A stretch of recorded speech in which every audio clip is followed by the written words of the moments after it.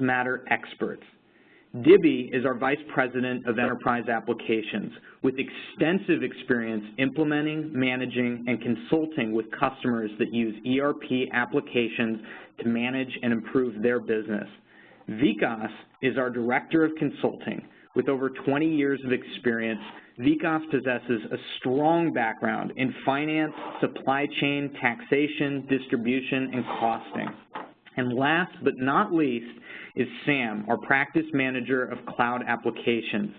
Sam possesses a strong background in both business and technology with 6 Fusion projects and 15 global EBS rollouts under his belt. He brings an excellent frame of reference to the table. So let's discuss our agenda and a handful of housekeeping items for today's webcast. We will be covering at a high level the view of the Oracle Cloud Application Suite, setup and enterprise structure changes, Procure-to-Pay changes, and we'll end with a question and answer session. Now, if you have questions, please type them in to the chat on the bottom right-hand side of the WebEx application, and we'll be answering those questions at the end of the webinar. So once again, if you see something specific that you're interested and are curious about during the middle of the webinar, enter that in, and we will take that down to answer it at the end. So now I'm going to pass our webinar over to our subject matter expert, Vikas. Vikas, are you there? Yes, thank you, Doug. Hello, everyone, and thanks for joining us today. Today's webinar is focused on cloud procurement and major enhancements under the Cloud Oracle apps. But before we discuss the PO changes or the procurement side of changes, we will quickly talk about the Oracle Cloud Suite. So the Oracle Fusion Cloud Applications is a complete integrated suite that works across multiple domains. Like any other software, some portions or some modules of the suite have been developed earlier and are more mature compared to others. Oracle Fusion Financials, HR, and Procurement are very robust and have been out there for a long time now. Oracle is releasing a lot of new functionality in each of the other business areas. As of now, we have projects, portfolio management, supply chain, manufacturing, CRM, as well as GRC. So today we will focus on just procurement. So before we get into the details of procurement, let's talk about the high-level P2P process or procure-to-pay process, or as some people call it, direct-to-the-check process. The whole process starts optionally with requisitions, where you identify the requirement and then authorize the purchase request. To purchase goods or services, you negotiate and identify the vendor, request and receive the quotation, and finally create and approve the purchase orders. In the logistics module, you can receive the ASN, the Advanced Shipment Notification, and then receive and inspect the goods and ensure that the received quantity is within the PO tolerance. In Payables, you record the supplier invoices, matching them to PO or receipt, approving, and finally issuing the payment. As part of configuration and enterprise changes today, we will focus only on the procurement module. But we had covered the general topic of cloud configurations in great details in our last cloud webinar on the same topic. If you have missed that, please visit our website, osius.com, or check out our YouTube channel for some more insight in those areas.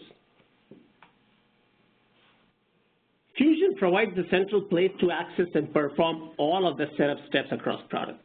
Before Fusion, there was no ability to assign setup tasks to individuals or track their progress. In Fusion Cloud, you can. Fusion FSM, or Functional Setup Manager, provides offerings, options, and features that are organized in multi-level hierarchy to help implementers in making decisions progressively during configuration of offerings.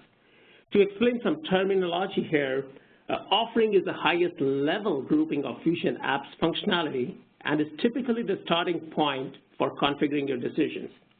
An option is an optional functionality that is part of an offering, but is not required for an offering to be operational or to be used.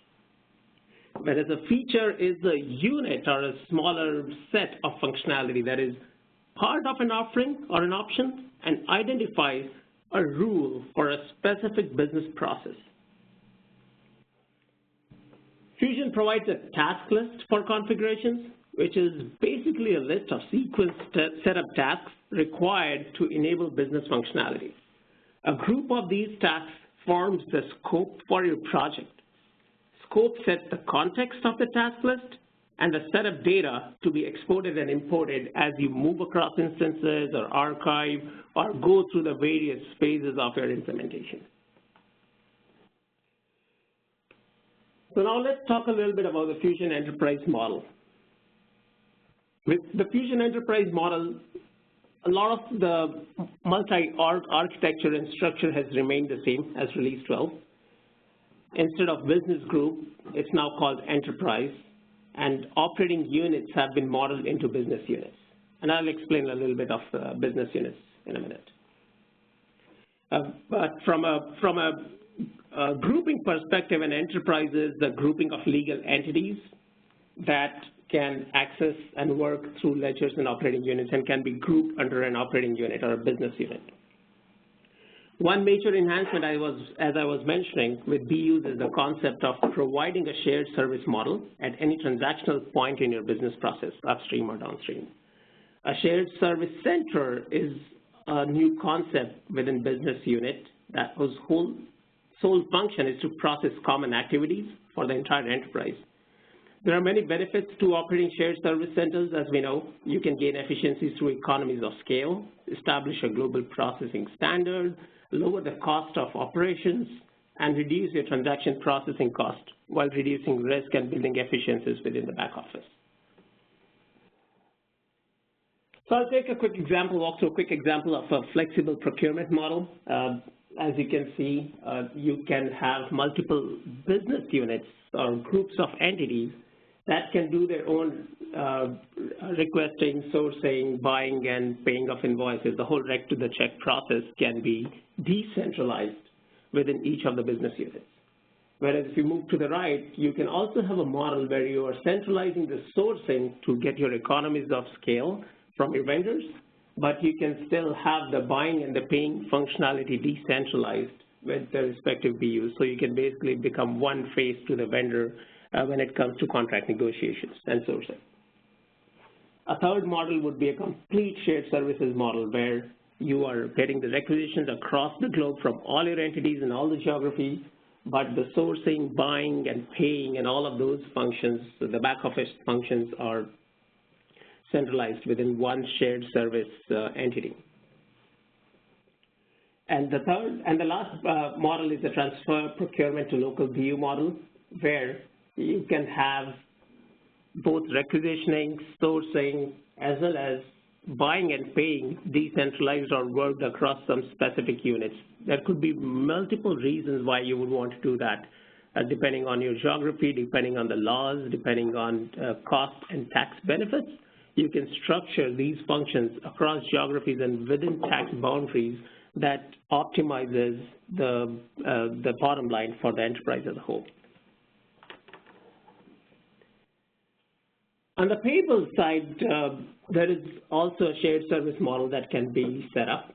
Payables essentially leverages data security. This was the topic. Data security was the topic we covered in great details in our last two webinars.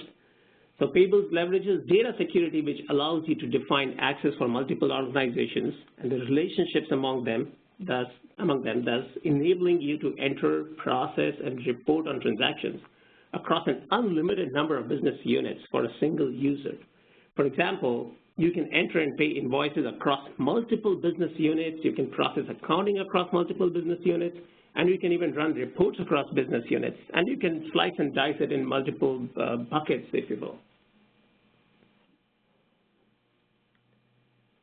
And one more thing before I move on to the details of the procurement changes is this concept of setup data or sharing the reference data. In Release 12 and 11i, you would recall once you configure an operating unit and do perform setups within that operating unit, they stay within the operating unit. You cannot share or use it across operating units or business units.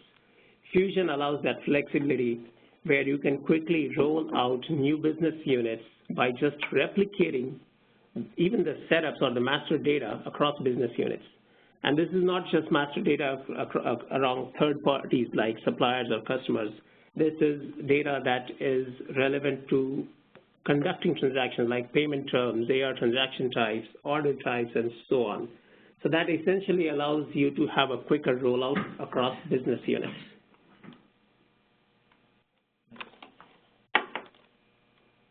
Now to discuss the procurement changes, let me invite my colleague T.B. Mukherjee to take on this webinar. Thanks, Vikas.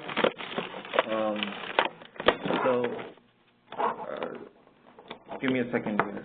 Okay. Thanks, Vikas. Vikas covered essentially the setup and the enterprise structure changes. Those are generic across all modules, and what I hope to do is focus on some of the procure-to-pay specific changes. Vikas will again come back later for the AP side of things. Meanwhile, let me talk through the procurement side. So our objective here was to sort of cover at a very high level some of the key feature differences between EBS and Fusion. I think almost everyone on this call is an EBS user, so you really understand how procurement works. You also may be aware that Fusion was or is based on EBS functionality. So most of the functionality you can relate to. If you have been using EBS procurement, you will be able to relate to this. What we attempted to do was identify some of the areas where Fusion probably has some features that EBS does not, and these are probably also areas where we have found interest among our customer base, among EBS clients, where they have tried to do things that they weren't able to do before, and we think these features in Fusion can actually help them. So they are across the range here, starting from a simplified approval engine right through the supplier spend request, and I'll walk through at a very high level each one of these as we go along. So the approval engine, as most of you that have known EBS, that have used EBS know that AME is the one where any kind of complex workflows you set up using AME. And the moment you say AME, you're thinking developer. You need a developer to go in and actually set up the workflow. So modifying workflows, setting up customized workflows and then modifying them is a big task, involving technical development as well. Now the one big change in Fusion is that now you can set it up, you have an easy access from the functional setup manager itself. So correctly trained user theoretically could go in and also set up all of these approval rules and set up the approval engine for customized approvals. Additionally, you can enable and disable participants as you need. If you need to temporarily remove someone from an approval chain, it's very easy to just disable that participant and remove them from the process, or you can add them back in later. It gives you a lot of different ways to create and manage rules. You can create simple rules, or you can create nested conditions. There are multiple hierarchies that it supports. You can use a supervisory hierarchy, a job level hierarchy, position hierarchy, or you can even use approval groups. Also, the approvals can follow different routes. You can either require approvals, manually somebody has to go in and approve it, or it can be an automatic approval, or you can just send informational notifications. It's also easy to manage these workflows on an ongoing basis by making a rule active or inactive. And I think one of the places where it wins out over EBS is all of the user-defined attributes that can be set up and managed at the user level. So you can use these attributes with the rules, and the attributes can be currency-based attributes, summation attributes. You can set up different kinds of filters. You can set up filters on requisitions, procurement category hierarchies, cost centers, balancing segments, etc. The point here being is that there are multiple ways in which you can manage these workflows, and all of these can be set up through a pretty easy-to-use UI. Another topic that's pretty up there for EBS users is change order management. In the past, we have implemented change order management functionality for a number of our customers, and most of them on EBS has to involve some kind of custom coding mainly because EBS did maintain some change order on the POs, but it wasn't very comprehensive. In Fusion, you can actually have different kinds of change orders. You can have a requested change order or a buyer change order, and even suppliers can submit a change order through the supplier portal. And then these change orders can go through an approval route that you can set up an approval workflow. So they go through an approval workflow and then can get approved. Fusion tracks all of the history, so it creates a new version of the PO, and then all of the change orders that went into creating that new version are also tracked. So it's a pretty comprehensive change order process. Those of you that have used ECOs in the bill of material module in EBS, this is similar to that, just like you can track all of the change orders and the related versions of the bounds. Procurement document numbering is another thing that's pretty comprehensive in Fusion. You can maintain procurement document numbers for all procurement documents, like requisitions, purchase orders, negotiations, qualifications, and all of this can be maintained from a single user interface. You can incorporate a prefix or a suffix to your document numbering based on the business unit or the legal entity that is related to this particular document. So it's very, very easy to track just by looking at a document. It's very easy to track which legal entity it originated from or which business unit it's servicing. This is all the more relevant in today's world where you have companies spread across multiple geographies and each wanting to have a level of control that is localized at the same time rolling up to a global corporate entity. And many of our customers find this feature very, very useful. Another feature I wanted to talk about was the rules-driven buyer assignment. You can actually assign buyers on the fly based on different attributes on the request. So before when a requisition is created, depending on maybe the value of the requisition or the legal entity where that it's servicing or any of the other user-driven attributes, you can define and create rules, and again, these rules are customizable. So you can create buyer assignment rules that then get assigned to the respective buyer. So you can define rules at whatever granularity you need, be it at item level or at the value or currency, or even using suppliers. So you have all kinds of rules that you can define, and buyers get assigned specific requisitions that they can then convert into purchasing documents to take care of the purchasing activity. Buyer managed transportation is another enhancement that is available in Fusion. In today's world, we see a lot of different requirements where, especially when you deal with overseas suppliers like those in China, many of them are they are contracted to just make the goods available to you at the docks locally, maybe at the docks in China. That's where their responsibility is, or maybe at their factory outgoing dock door. And from there on, it becomes your responsibility as a buyer to arrange the transportation and all of the time taken for transportation, the cost associated with it. All of that is up to you.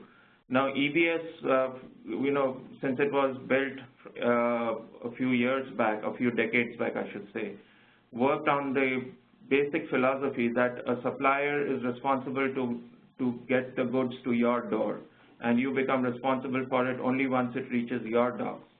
So that, basic philosophy drove all kinds of different performance metrics, different accounting methodologies, different tracking mechanisms. Here, you can actually choose. So you can, when you say buyer manage transportation, it assumes that you are going to take care of the transportation, and all of the subsequent metrics are then tracked accordingly. So supplier performance, for instance, would be tracked at the point at which the supplier made the goods available at their door rather than when it actually reaches your door. So this is, I think, to me, this is one big philosophical mind shift and feature that is available in Fusion. Another area that's pretty big and pretty widely used, a lot more so than when EBS was originally designed, is contract manufacturing. More and more, in fact, most of our customers are now use contract manufacturers, and most of these contract manufacturers are overseas, either in Mexico or other Latin American countries or in Asia. Fusion supports contract manufacturing. Now, you could theoretically do contract manufacturing on EBS, but you would have to jump through a lot of hoops to link your POs effectively to your sales orders, and especially keeping the change management under control. So Fusion allows you to actually, it'll automatically create purchase requisitions whenever the demand is created based on the setups.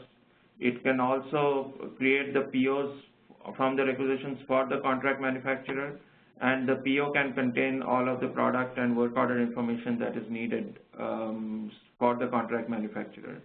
It also keeps a very close tab on the change management. The change management in Fusion on this back-to-back sales order to PO type linkage is way better than in EBS.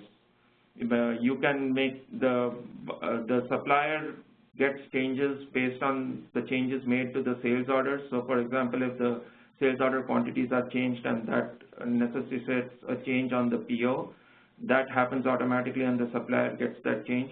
And the change also works in reverse. So for instance, if the supplier cannot keep to their committed delivery date and they want to push it out by 2 weeks, and accordingly the scheduled ship date on the sales order needs to change, that change can come all the way through based on the change on the PO. So the change management is a lot more effective, and it works two-way, assuming that it assumes that your contract manufacturer is an integral part of your supply chain.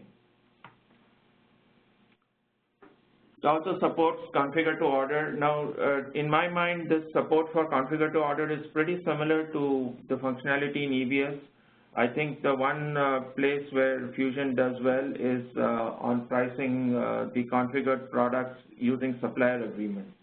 So the supplier agreements in place with their price breaks and all of the pricing structure defined in those agreements are automatically pulled in when you price configured products. And you can also send POs to the supplier with the configuration details all in it. You can have the base model and optional components all defined. The visibility in my mind is also better than in EBS. You can monitor the full configure to order process from supply creation through procurement. It allows the user to visually monitor the progress, manage the exceptions, and anytime anything in the supply chain, if any of the supply components could jeopardize the order fulfillment process, it flags those as well. So I think the configure to order support is, even though it's there in EBS, I think it's a lot more well defined in Fusion. EBS had an account generator workflow. Most of you may have used it. What Fusion uses in replacement for the account generator workflow is the transaction account builder. It helps you to derive the charge account, the variance account, and the accrual accounts on the PO.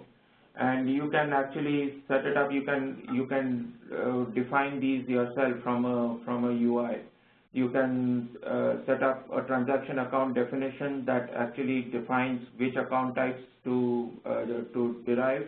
And for every account type that it derives, it uses account rules that basically tap into the sources. The sources could be multiple sources using some custom-defined user-defined attributes as well. And mapping sets, which are nothing but the way the rules are defined. It defines the way the accounts are derived based on the source values. So you can have multiple assignments of account rules to the account types, and you can set these up yourself. It works pretty seamlessly, replacing the account generator workflow. Advanced financial orchestration, again, to my mind, this is something that is a need for the times. This was not something that was required when EBS was designed decades back. This is where you want the sold to legal entity to be different from the buying legal entity in the US. Not in the US, the buying legal entity. So you could have multiple uses for this. For instance, you could have one legal entity in a country buying for all the legal entities available within the country. So like in a shared service scenario, the POs may be being placed on and processed by one particular entity, but every PO based on different attributes on the PO gets assigned to a different legal entity, and the attributes again are definable. Or you may decide to use it for tax purposes. It allows you may decide to have your sold to legal entity in a country that has more favorable tax laws, even though your manufacturing process is in a different country, obviously, as long as it falls within the legal parameters of doing that. So there are multiple ways in which this can be used, and all of us that have been consulting in the EBS world, would know that we come across these requirements of having to juggle between different legal entities multiple times, and every time you have to go through this setting up a whole intercompany process. And Fusion just makes setting up and defining all of that much easier and much smoother with advanced financial orchestration. The other thing that, another area where, we feel there has been enhancements on the Fusion side is in the shipping methods. Earlier with EBS, you would define, you could define just the carrier, like UPS or FedEx, and that would be just a carrier type used for shipping. Now you can actually define the shipping method instructions on the procurement documents.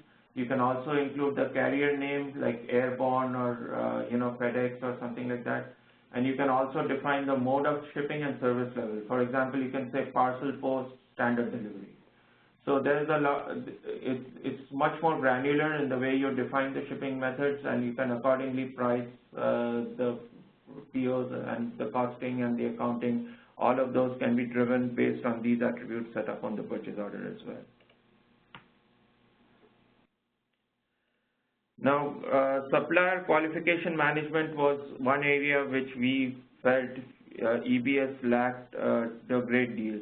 There was not a lot of functionality available around bringing suppliers into your ecosystem, getting them approved, registered, and certified.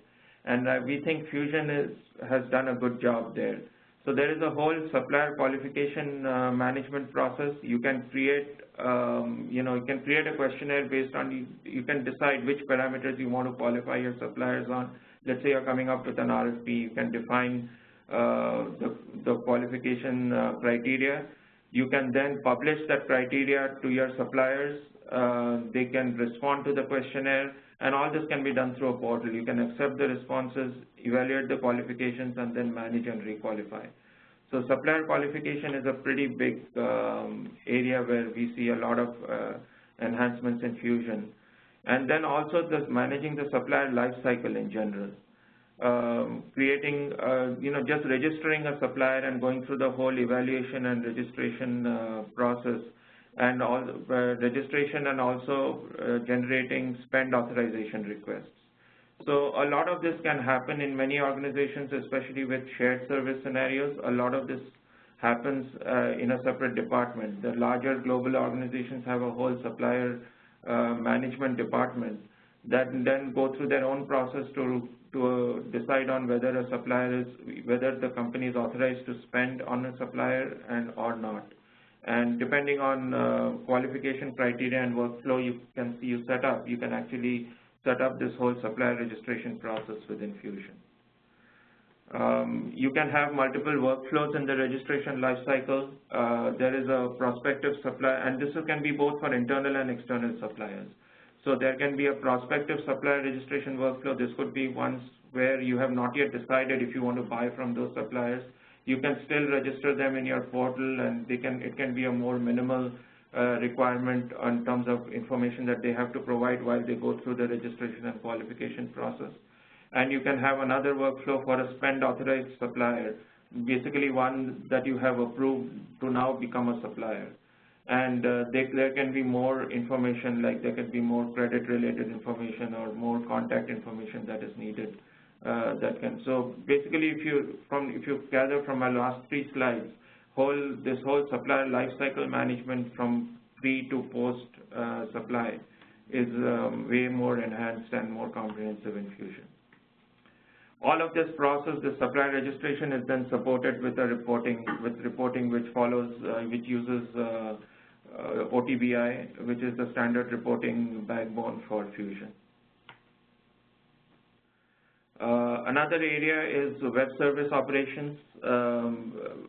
So the Fusion purchasing has a comprehensive web service functionality available. There are web services that are exposed and published that you can use to handle different events coming in from external supplier systems. Not all suppliers, especially not the big suppliers, will want to log into your supplier portal and update all of the information in that portal manually. So Fusion allows you to actually listen for events happening on your supplier's system. As long as they are able to publish the events, Fusion has the ability to accept those events through web service and actually impact the changes into your system, like changing the POs, maybe getting a PO acknowledgement, for instance, or getting the ASN. As long as your supplier is able to publish those events from the system, Fusion has the web services available to update it now. Another pretty commonly used module on the procurement side is iProcurement on EBS, and that is replaced in Fusion by self-service procurement. Now, all of the most of the iProcurement functionality, including local catalogs, punchouts, and informational catalogs, including smart forms and templates, all of those have been adopted from EBS and taken into Fusion. In addition, Fusion has a few more functionality like Catalog Superstore.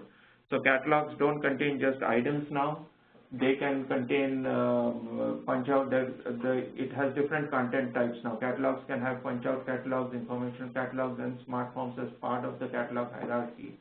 So this allows the self-service procurement users to find all the content while navigating the navigating that hierarchy. There is also enhanced content security and management. So Fusion allows the administrator to group various content types together in a content zone, and each content zone can be assigned to a business unit or to the user. So you don't need to go and assign specifically to every user, assign catalogs to every user separately. The other thing that Fusion has is informational catalogs, the catalogs that publish purchasing guidelines, policy, and instructions, and not just items, or it can include items that are not there in the other catalogs. The other cool feature in Fusion is the Catalog Administrator Work Center. So you can actually have a catalog administrator and who has their own work center that can go in and manage all of this catalog contents, connect with buyers when agreements have expired, etc. So this whole function is supported through a work center available. One cool feature in the self-service procurement is the punch-out item search. When an item search is initiated in the procurement, it can actually go out. It obviously searches in the catalogs that you have defined, but it can also go out into punch-out catalogs and go to the external catalog and search for items there and pull items back. So this increases the flexibility and the responsiveness in your purchasing organization to a great deal. On the sourcing side, Fusion sourcing, negotiations is a pretty well-defined and workflow-driven process. I won't go into a lot of detail on negotiations, but it's supported very well through a negotiation creation web service, which means you can create negotiations from an external event, and these negotiations can integrate, so you can easily integrate with third-party systems. Let's say you're using an external third-party system to handle negotiations. That can, or your supplier is using one, and that can come in and create negotiations externally and go through multiple negotiation paths. You can also manage data access very well. So for, let's say, with one supplier that you're negotiating with, one of them handles contracts and one of them handles pricing. You can set up the data access such that they handle the different parts of the negotiation separately. So that can be defined pretty accurately within Fusion.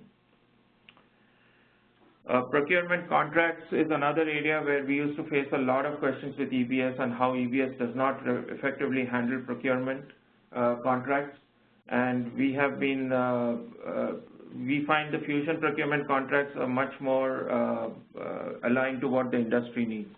So you can centralize corporate contract standards, you can enforce them globally, you can do MS Word collaboration on Microsoft Word, you can allow redlining collaboratively, you can set up a contract repository where different types of contracts are set up so people can search for contracts, refer for contract templates and use those templates much more effectively than they did on EBS.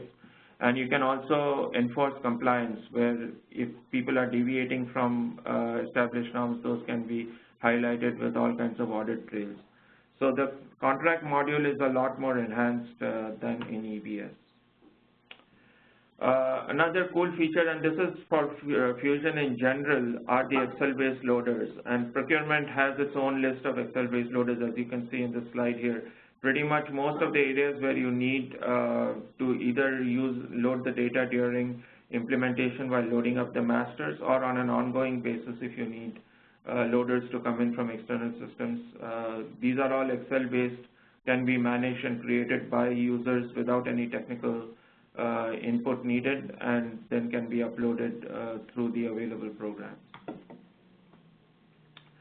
Invoice imaging is another area where Oracle has made it very, very easy now compared to EBS. You don't have to go in for external third-party systems like MarkView to do invoice imaging. You basically have an email address to which your emails are sent and to which your invoices are sent, and then from there the invoices enter the system. There is a pretty effective error handling process. After the OCR works, it recognizes looks at your supplier base, assigns the invoices to them, and throws out errors. And this again is an Excel-based error handler where you can go in and fix the errors and then run them through the process once again.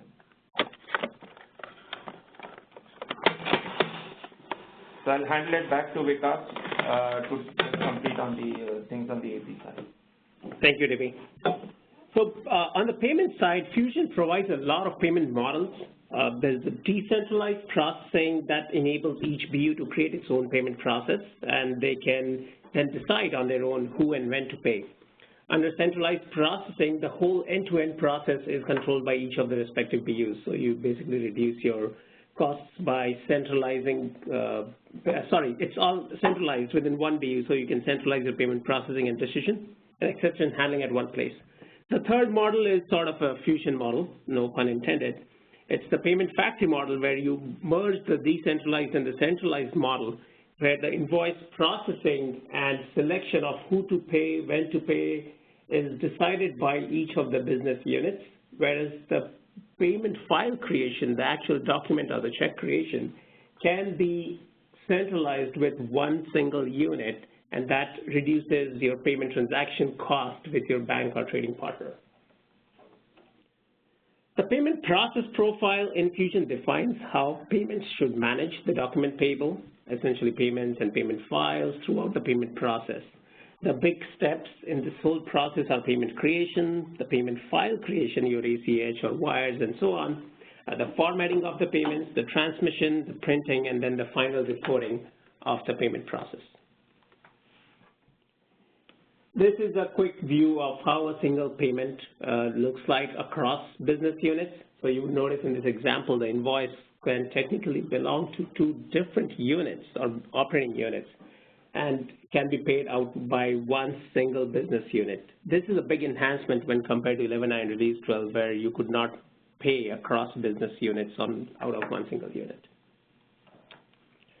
Then another big enhancement that we have always seen a challenge with in AP, especially in Release 12 and 11i, was not being able to pay in a different currency.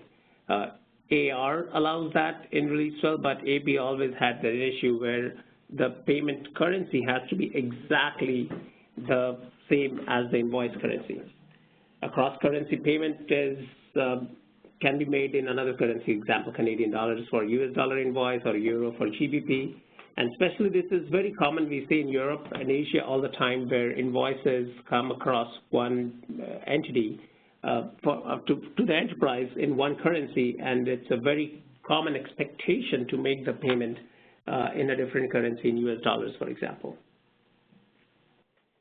And then one more feature that Fusion has enhanced or introduced is the third-party payments. And this is the very common requirement that we come across all the time, where a supplier has either factored their invoices, or they have gone bankrupt or have been assigned under a receivership, and the payment then actually needs to be made to someone else, not your original supplier.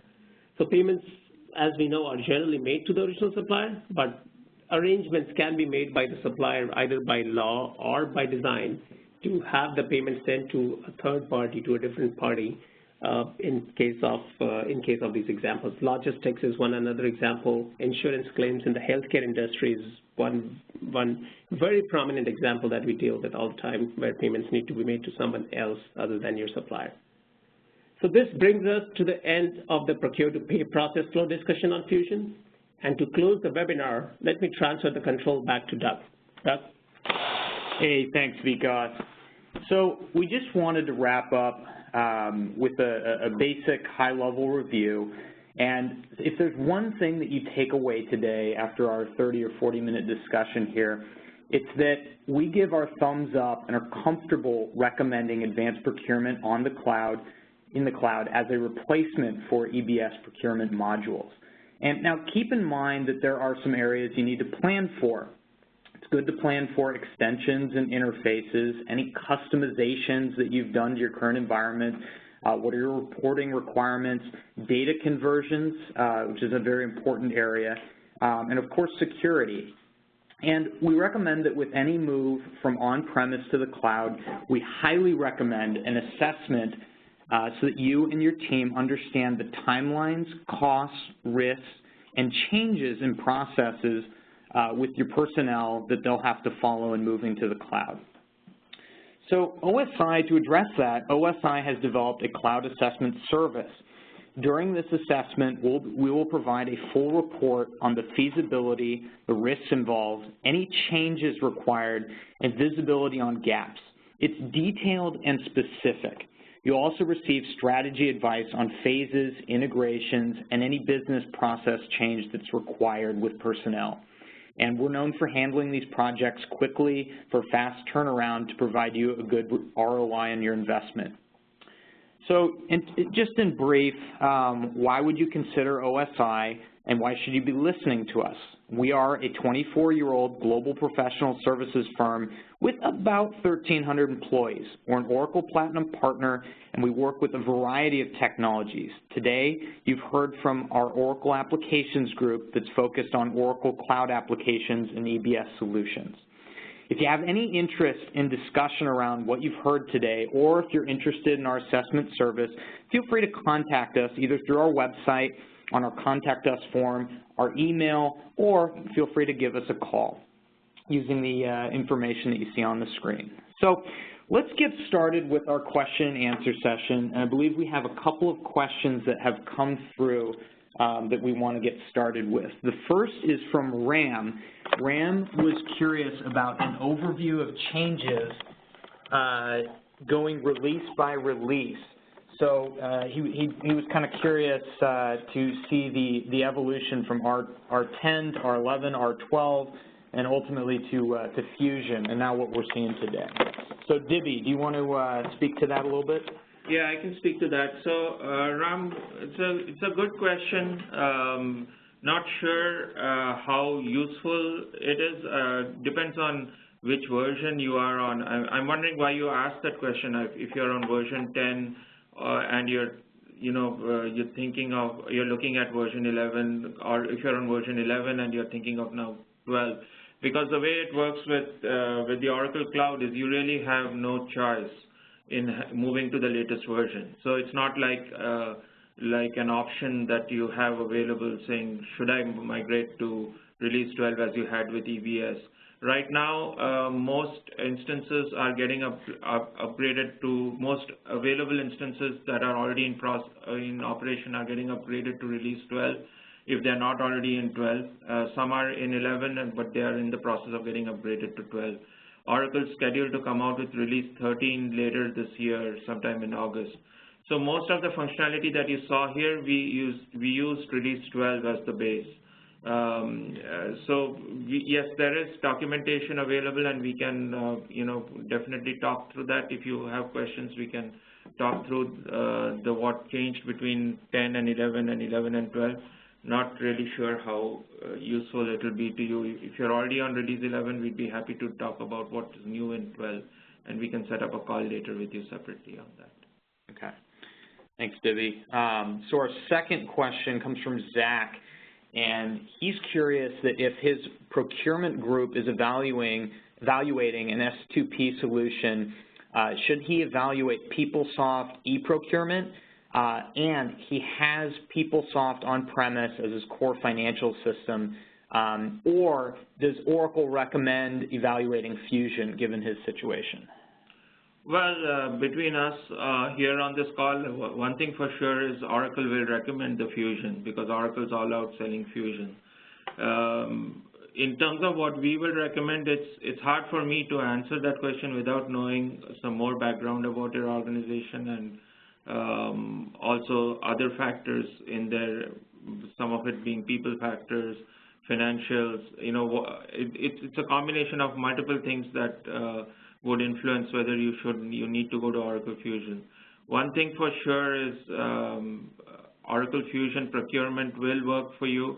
Now, if your question is, should I just take the Oracle self-service procurement module instead of eProcurement, we would need to look into that. I'm not sure. Again, the economics will play a big factor there in terms of having to. It can be integrated with PeopleSoft procurement. Now, whether you would like to do it looking at the economics or how much the licensing would cost versus e-procurement, all of those factors come into play.